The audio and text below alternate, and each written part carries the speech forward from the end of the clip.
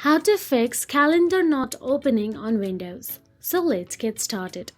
Firstly, to fix the click clock to view calendar on dual screens not working issue, please check taskbar settings.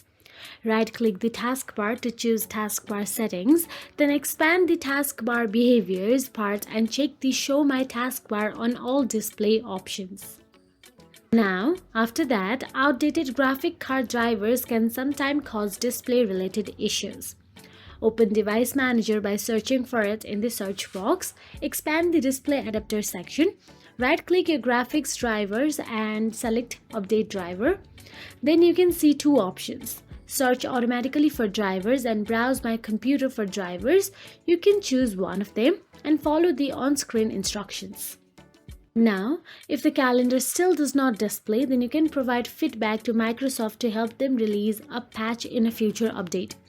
You need to press the Windows plus F keys together to open Feedback Hub and enter your feedback. So that is it. If you found this video helpful, please like, share and subscribe our channel, and thank you so much for watching.